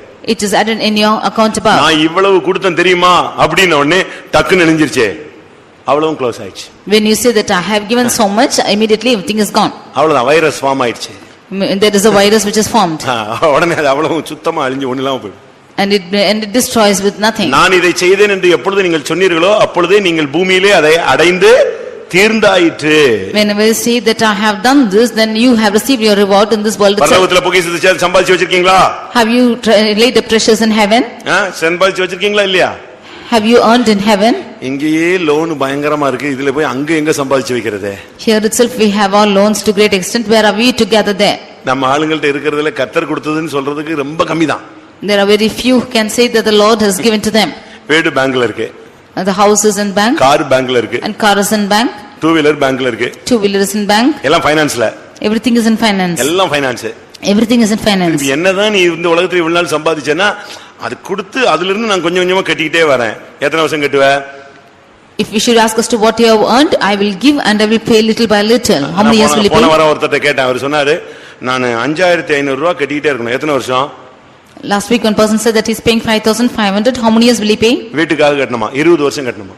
And he has to pay for 20 years. 20 வருஷம் இவன் கட்டிக்கிட்டே இருக்க வேண்டிய அந்த வீட்டுக்கு பணத்தை கட்டிக்கிட்டே இருக்கலாம். For 20 years he has to pay for his house. 20 வருஷத்துக்குள்ள இயேசு வந்துட்டு இவன் போக மாட்டாங்கிறது கேரண்டியா எழுதி கொடுத்தான். He can write and give that he cannot go if Jesus comes within 20 years. ஒருவேளை இவனுக்காக 21வது வருஷத்துல வரணும், அதுக்குள்ள அடுத்த லோன் எடுக்காம இவன் இருக்கணும்.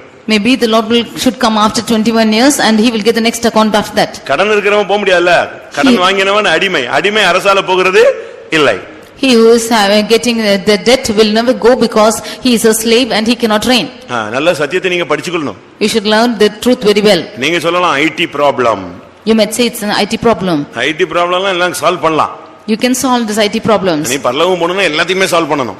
If you should go to heaven, you can solve everything. உங்களுடைய நீங்கள் பரலோகத்தில் சம்பாதித்து வையுங்க. You should lay up your treasures in heaven. ஏழைகளுக்கு அதனுடைய சரியான அர்த்தம் என்ன தெரியுமா? ஏழைகளுக்கு கொடுத்தீனா அது உனக்கு மேல சேர்ந்துக்கிட்டே இருக்கும். The right meaning is if you should give alms to the poor, then it will be gathered in heaven. அந்த வசனத்தினுடைய துவக்கம். That is the beginning of that verse. பிச்சை கொடுங்கள். You give alms. அது வந்து கடன் கொடுங்கள் அல்ல. என்னது? கடன் கொடுத்தா நீ திருப்பி கேட்டுருவியா? சண்டையை போட்டு அது வாங்கிட மாட்ட. சபை வாசல்ல வச்சு அது சண்டை போட்டு வாங்கிடுவீங்க. It's not giving and lending the money but giving alms. அதுக்கு தான் இங்க என்ன சொல்லி இருக்கு? எங்க என்ன செய்யுங்க? பிச்சை கொடுங்க. Therefore it is asked to give alms. நீ அப்படி கொடுத்தீனா நீ போய் அவன்கிட்ட போய் கேட்பியா? திருப்பி நான் 1.5 ரூபாய் கொடுத்துட்டேன் எனக்கு தான் கேட்பியா? நீ அதை விட பெரிய பிச்சைக்காரனா மாறிடுவ. If you should go and ask back for the 1.5 rupees, then you will be a next beggar. நம்மளே இப்போ சரியான காசு கொடுக்கலன்னா அவன் நம்மள பிச்சைக்காரங்கறான். If you are not giving the right amount, then we are the beggars. நீங்க இப்ப போய் 50 பைசா அவனுக்காவது பிச்சை கொடுங்க, அவன் ஏசிக்கிட்டே போவான் பிச்சைக்கார பையன், அவன் நம்மள ஏசிட்டே போவான். If you go give alms for 50 paise, then he will keep scolding you. Bible சொல்லுது உதவி செய். The word of God say, ask help. நீ மேல சம்பாதித்து வைப்பாய். You earn more.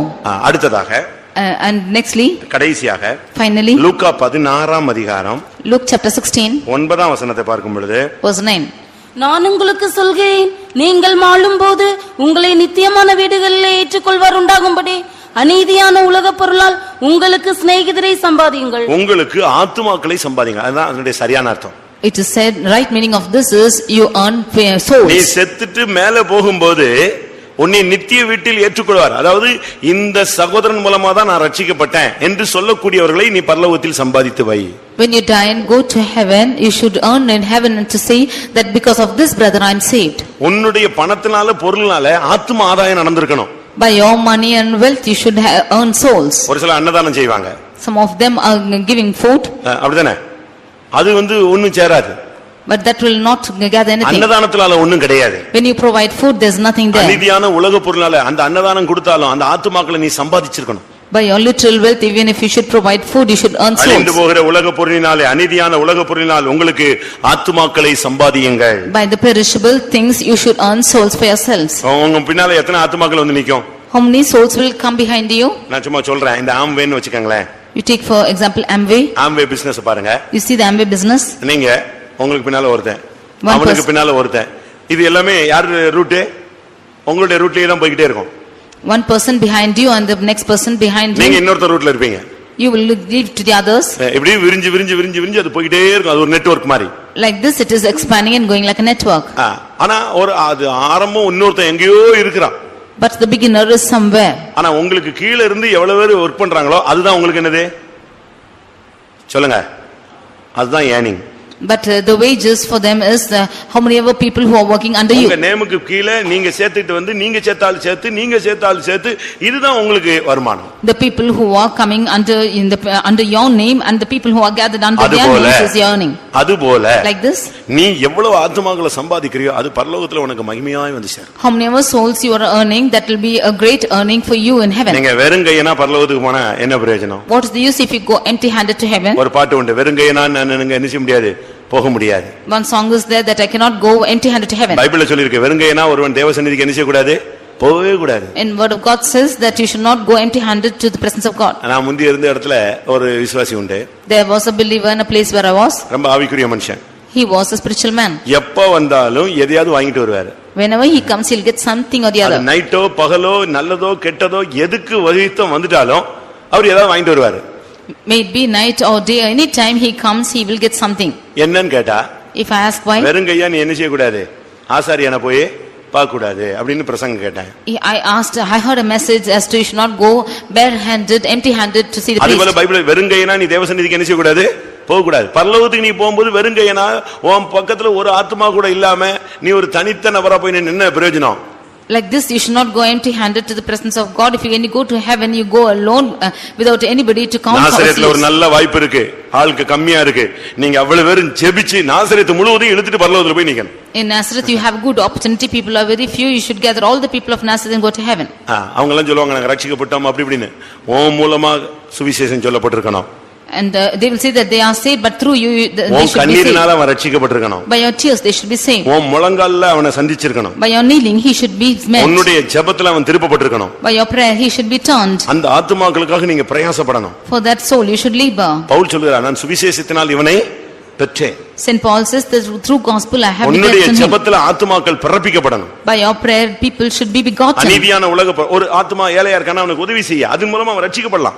If there are poor people, then give alms, by that he will be saved. ஒரு ஆளை படிக்க வை, அதன் மூலமா ஒருத்தர் ரட்சிக்கப்படலாம். You educate a person, by that you can save a person. ஒருவனுக்கு ஒரு நேரம் ஆகாரம் கொடு, அதன் மூலமா அவன் ரட்சிக்கப்படலாம். You give one time meal, for that by that he will be எப்படி saved. எல்லாமோ கர்த்தர் அற்புதங்களை செய்வார்.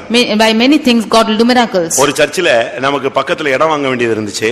In one church I had to get a nearby land. அதுக்கு RSS பயங்கர எதிர்ப்பு. And the RSS resisted more. அந்த இடத்தை அவங்க வாங்கி ஏதாவது செஞ்சிரணும், இல்லன்னா வேற யாரையாவது வாங்க வச்சிரணும், தவிர இந்த சர்ச்சுக்காரங்க நினைக்க கூடாது, வாங்க கூடாதுன்றான். They wanted to get the land or ask somebody else to get the land and do something, but the church should not get it. அந்த ஓனரை போய் அவங்க பார்த்து பேசிட்டாங்க. They went and saw the owner and spoke. ஒன்னு நாங்க சொல்ற ஆளுக்கு கொடுக்கணும், இல்லாட்ட இப்படிப்பட்ட இடத்துக்கு கொடுக்க கூடாது. You should either give to the person whom we are telling, or you should not give this place. அவன் ஒரு சாதாரண ஆளு, பட் அவன் வந்து ஓரளவு கர்த்தரை அறிந்த ஒரு நபர். ஆனாலும் சரி, அவனுக்கு சூழ்நிலை அங்க உள்ள என்ன பிரச்சனைன்னு தெரியாது, சரின்னு சொல்லிட்டான். He was an ordinary person and he did not know what the situation was. He was a saved person and therefore he said all right. இப்ப அடுத்து நம்ம ஆளுங்க போய் அவனை பார்க்கறாங்க. Nextly our people went and met him. அவங்க போய் பார்க்கும்போது when they went and saw, நீங்க யாருன்னு கேட்டான். He asked us to who you are. எந்த சபைன்னு கேட்டான். Which church you belong to. சபை பேரெல்லாம் கேட்டுக்கிட்டான். And he asked the name of the church. கடைசில சொன்னான், and finally he said, உங்களுக்கே கொடுத்துறேன், I will give to you. அப்படினா என்னன்னு கேட்டாங்க. They asked why. ஏன்னா இவன் கொடுக்க மாட்டான்னு சொன்னாங்க, இப்போ இவன் கொடுத்துறேன்னு சொல்றானே எப்படி அப்படின்னு கேட்டபோது அவன் சொன்னான், ஒரு நாள் எனக்கு ரொம்ப டயர்டா இருந்துச்சு, அப்ப நான் ரொம்ப வறுமையில இருந்தேன், சாப்பாடு கூட இல்ல, ஒரு பெண்டிகாஸ்ட் சர்ச்சுக்கு போனேன். He said the reason because he was not wanting to give. When he was asked, he said, when I was hungry before I went to a Pentecostal church. ரொம்ப ஏழ்மையில இருக்கும்போது ஒரு நாள் ரொம்ப துவண்டு போய் மனம் உடைஞ்சி ஒரு நாள் சாப்பாடு கூட கஷ்டத்துல நான் ஒரு பெண்டிகாஸ்ட் சர்ச்சுக்கு போனேன். When I was very poor, I did not have even one meal, I went to the Pentecostal church when I was hungry. கூட்டம் முடிஞ்சு அங்க சாப்பாடு கொடுத்தாங்க. After the meeting they gave me the food. அன்னைக்கு எனக்கு ஒரு நல்ல சாப்பாடு, ஒரு நேர சாப்பாடு கிடைச்சது. I had a good meal that day. ஆனா இன்னைக்கு என்னை ஆண்டவன் ஆசீர்வதிச்சிட்டாரு, நான் நல்லா இருக்கேன். But today the Lord has blessed me and I am in good. அந்த ஒரு நேர ஆகாரத்துக்காக இந்த கோயிலுக்கு தான் நினைச்சுவேன், இந்த சர்ச்சுக்கு நான் இந்த இடத்தை கொடுக்கிறேன், நீங்க என்ன ரேட் கொடுக்குறீங்களோ வாங்கிட்டு போங்கன்னு சொல்லிட்டான். For that one time meal I will give this place to the church, whatever rate you fix you get it and go. இப்படி தான் செங்கோட்டை ஃபெய்தமுக்கு பக்கத்துல உள்ள இடம் கிடைச்சது. This is how the place near the Chengote Faitham was got. எதுக்கு இத சொல்றேன்னா, அந்த ஒரு நேர ஆகாரம் அவனுக்கு ஒரு கிரியை நடப்பித்தது. That one time meal made a work in him. நீங்க இந்த ஒரு நேரம் அந்த ஜஸ்ட் அந்த கொஞ்சம் உதவி பாருங்க, ஒரு ஆத்மாவே திருப்பிடும். You help a little bit and it will turn the soul. எத்தனை பேர் ஒரு செகண்ட்ல சூசைட்ல இருந்து வெளிய வந்திருக்காங்க தெரியுமா? How many of them in a moment have come out of suicide? சூசைட்ல இருந்து எத்தனை பேர் வெளிய வந்திருக்காங்க தெரியுமா? You know how many of them have come out of suicide? சாக போயிட்டு லாஸ்ட் மினிட்ல யாரோ தொடுதல் உடனே வந்து ரட்சிக்கப்பட்டிருக்காங்க. At the large verge to death, they were by some touching they came back. இதெல்லாம் எதுக்கு நான் சொல்றேன்னா, Why I say this is, நீங்க அந்த நேரத்துல அந்த வேலையை நீங்க செய்யலைன்னா அந்த ஆத்மா அழிஞ்சு போயிடும். if you do not do that work at that moment, that soul will perish. அதனால நீங்க சும்மா ஏதோ கல்யாணம் கட்டிட்டேன், பிள்ளைய பத்துட்டேன், 2 பிள்ளைகளை தூக்கிக்கிட்டு அப்படியே இதே வாழ்க்கை இதே தரிசனம்னு போக கூடாது. இப்ப நீ கண்ணை மூடுனா பரலோகத்துல உனக்கு ஆத்துமாக்கள் இருக்கணும். You should not go with the vision that you are married and got 2 children, but when you close your eyes, you should have souls in heaven. என்னத்தை நீ சம்பாதித்தாய்? What have you earned? இதுவரை நீ சம்பாதித்தது என்ன? What have you earned thus far? இப்பொழுது உனக்கு இருக்கிறது என்ன? What is it that you have now? இதுவரை சம்பாதிக்க வழி தெரியாவிட்டால், ஆவிக்குரிய ஜீவிதத்திலே சம்பாதிக்க தெரியாவிட்டால், இந்த வசனத்தின் அடிப்படையில் ஆத்துமாக்களை சம்பாதியுங்கள். If you do not know what to earn thus far, then under the aspect of this verse you earn souls. புத்தியை சம்பாதியுங்கள். You earn understanding. கர்த்தருக்கு பயப்படுதலை சம்பாதியுங்கள். You earn the fear of God. கர்த்தரை அறிய அறிவை சம்பாதியுங்கள். You earn the understanding of God. மகிழ்ச்சியான வாழ்க்கையை சம்பாதியுங்கள். You earn the joyous life. கர்த்தர் கொடுத்த தாளந்தினால் இன்னும் தாளந்துகளை இன்னும் வளர்ச்சியை ஆவிக்குரிய ஜீவிதத்திலே முன்னேற்றத்தை சம்பாதியுங்கள். By the talents that the Lord has given, you go forward in your progression in your spiritual பரலோகத்திலே life. உங்களுடைய சொத்துக்களை சம்பாதித்து வையுங்கள். You earn your treasures up in heaven. ஆத்துமாக்களை சம்பாதியுங்கள். You earn souls. இயேசு தன்னுடைய சுய இரத்தத்தினாலே சம்பாதிக்கப்பட்ட சபைக்காக தான் வரப்போகிறார். Jesus is coming for the church which he has earned by his own blood. ஒவ்வொரு சொட்டு இரத்தத்தையும் சிந்தி இந்த சபையை சம்பாதித்தார். He has shed every drop of blood and purchased this church. தன்னுடைய தழும்புகளால உங்களுக்கு நமக்கு நம் ஒவ்வொருவருக்கும் அவர் சுகத்தை சம்பாதித்து வைத்திருக்கிறார். By his stripes he has earned us every healing. அவர் சிலுவையினாலே நமக்கு சுகத்தை சம்பாதித்து வைத்திருக்கிறார். By his cross he has given us the health. எல்லாரும் கண்களை மூடுவோம். Let's all close our eyes. கர்த்தருடைய சமூகத்திலே நம்முடைய சம்பாத்தியத்தின் தன்மையை நாம் நினைவு கூறுவோம். Let us remember the aspect of our earning in the presence of God.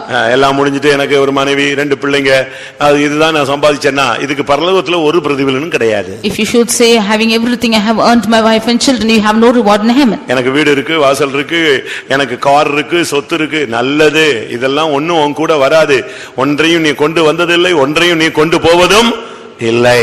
It's good that you have house and land or wealth, but there's nothing that you have brought and nothing you will take back. பொல்லாப்பை விட்டு விலகுகிறையே, அதுதான் உன் வாழ்க்கையை மாற்றி உன்னை பரலோகத்துக்கு கொண்டு போகும். You departing from evil will change your life and take you to heaven. கர்த்தருக்கு பயப்படுகிற பயத்தில் இருக்கிறையே, அதுதான் உன் வாழ்வை கட்டி எழுப்பி பரலோகத்துக்கு கொண்டு போகும். You're standing by the fear of God, only that will build up your life and take you to heaven. கர்த்தரை அறிகிற அறிவை சம்பாதிக்கிறாயே, அதன் மூலமாய் நீ உலகத்தை வெறுத்து பரலோகத்தின் மேன்மையை நீ அடைவாய். You are getting the understanding of the knowledge of God, then only that can exalt you and go to take it to heaven. உலகத்தில் உள்ள எந்த சந்தோஷத்திலும் உன்னுடைய மனதை ஈடுகொடுக்காமல் பரிசுத்தாவினால் உண்டாகும் சந்தோஷத்தை நீ சம்பாதித்துக்கொள். No, not giving room to any other joy in this world, you receive the joy of the Holy Ghost. தேவன் கொடுத்த கிருபையை வைத்து இன்னும் கிருபையிலே முன்னேறி செல்வாயாக. Having the graces which the Lord has given you, you go forward in your graces. இந்த உலகத்தில் நீதியின் கிரியைகளை செய்து பரலோகத்திலே நீங்கள் சொத்துக்களை சம்பாதித்து சேர்த்து வையுங்கள். Doing the works of righteousness in this world, you earn together wealth in heaven. உனக்கு கொடுத்த பணம் பொருள் மூலமாக ஆத்துமாக்களை சந்தி, ஆத்துமாக்களுக்கு கொடு, ஆத்துமாக்களை எப்படியாவது அவளை கிறிஸ்துவை அறிகிற அறிவுக்கு நீ வழி நடத்துவாயாக. By the money and things that you have, you go and give to the souls, and somehow you lead the souls to heaven. எத்தனையோ பேருக்கு கர்த்தர் உதவி செய்யக்கூடிய வாய்ப்பை கர்த்தர் நமக்கு தருவார். The Lord will give us opportunity to help many of them. எத்தனை பேர் இந்த கூட்டத்தில் கடைசியா சொல்ல போறீங்க, கர்த்தாவே எனக்கு தந்தால் நான் கொடுப்பேன்? How many of you will finally say in this meeting, if the Lord will give, I will give? அப்படி சொல்றவங்க மட்டும் கை வைத்துங்க பார்க்கலாம். All those who say like this, lift your hands. தமிழ்ல ஒரு வார்த்தை உண்டு, மனம் இருந்தால் மார்க்கம் உண்டு. They will say in proverb that if you have mind, எனக்கு கொடுத்தால் நான் கொடுப்பேன். Lord, if you give, I will give to you. எனக்கு தாரும் நானும் தருகிறேன். You give me and I will give. நீங்க அப்படி சொல்லி பாருங்க, கர்த்தர் தருவாரு. நீங்க அதுல உண்மையா இருந்தீங்கன்னா வந்துகிட்டே இருக்கும். நீங்க அதுல திருப்பி ஏமாத்திட்டீங்கன்னா வர்றது பிரேக் ஆயிடும். If you say this and be faithful in this, then he will give it to you. If you are unfaithful, then it will break. கர்த்தாவே இந்த உலகத்துல நான் பல காரியங்களை சம்பாதித்து விட்டேன். Lord, I have earned many things in this world. மனைவி, ஆடு, மாடு, வீடு, கார் எல்லாம் சம்பாதிச்சிட்டேன். ஆனால் இனிமேல் நான் நித்திய ஜீவனை சம்பாதிக்க வாஞ்சிக்கிறேன். I have earned wife, children, cattle and car, but hereafter I want to earn eternal life. ஆத்துமாக்களை சம்பாதிக்க வாஞ்சிக்கிறேன். I want to earn souls. அப்படி வாஞ்சிக்கிறவங்க எல்லாம் கண்களை மூடுங்க. All this desire, like this, close your eyes. நீ என்னத்தை சம்பாதித்தாய்? What have you earned? அவன் துரிதமாய் சம்பாதித்தான். He earned it hastily. அவன் சொல்றான், சாலமோன் சொல்றான், என்னை போன்று துரிதமாய் சம்பாதிக்கத்தக்கவன் யார்? Solomon says, who is the one who hastily earns like me? அவனை போல நம்ம துரிதமாய் ஆத்துமாக்களை சம்பாதிக்கணும். Like this we have to hastily earn souls. துரிதமாய் அழிந்து போகிற ஜனங்களை சம்பாதிக்க வேண்டும். We have to earn hastily the perishing souls. கர்த்தர் நமக்கு உதவி செய்வாராக. The Lord help us. Amen. Hallelujah. Hallelujah. Hallelujah. Jesus. Amen. Amen. Amen. Hallelujah. Hallelujah. Hallelujah. ஆமென் ஆமென் ஆமென் ஆமென் ஆமென் ஆமென் ஆமென் ஆமென் ஆமென் ஹல்லேலூயா ஹல்லேலூயா. ஆமென். ஒரு சிலர் வேலை கிடைக்கலமாங்க, எனக்கு வேலை கொடுக்க மாட்டேங்கிறாங்கம்மாங்க. ஒரு சிலர் கஷ்டப்பட்டு என்னால வேலை செய்ய முடியாதும்பாங்க. ஒரு சிலர் எனக்கு லக் இல்லம்மாங்க. இப்படி விசுவாசிகள் சொல்லிட்டு அலையக்கூடாது. நீ கர்த்தருக்காக செய்ய வேண்டிய வேலை உண்டு. நீ பொல்லாங்கான ஊழியக்காரனாக சோம்பேறியான ஊழியக்காரனாக இருக்கக்கூடாது. சாலமோனை போல துரிதமாய் சம்பாதிக்க வேண்டும். ஆமென். இந்த நாசரேத்தில் நாம் சம்பாதிக்க வேண்டிய ஜனங்கள் எவ்வளவோ இருக்கிறது. கர்த்தரே சொல்கிறார், இந்த பட்டணத்தில் எனக்கு அநேக ஜனங்கள் உண்டு, நாம் துரிதமாய் சம்பாதிப்போம். ஹல்லேலூயா. ஆமென். ஆத்துமாக்கள் சபையில கொண்டு வந்து சேர்க்கப்பட வேண்டும். இன்றைக்கு நாம் கண்ணை மூடினால் பரலோகத்திலே நித்திய வீட்டில் நம்மை ஏற்றுக்கொள்கிற ஒரு பெரிய திரள் கூட்டம் ஜனங்கள் வேண்டும். ஹல்லேலூயா ஹல்லேலூயா ஹல்லேலூயா ஹல்லேலூயா ஹல்லேலூயா ஹல்லேலூயா.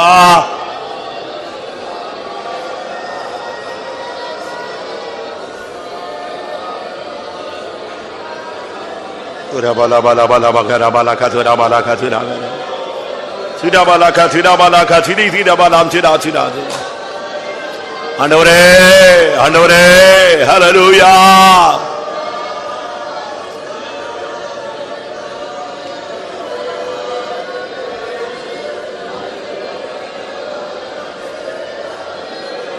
ஹல்லேலூயா. ரிக்கட பல கதிரி விடா பல. ஹல்லேலூயா. ஆமென். ஹல்லேலூயா. ஹல்லேலூயா. ஹல்லேலூயா. ஹல்லேலூயா. ஹல்லேலூயா.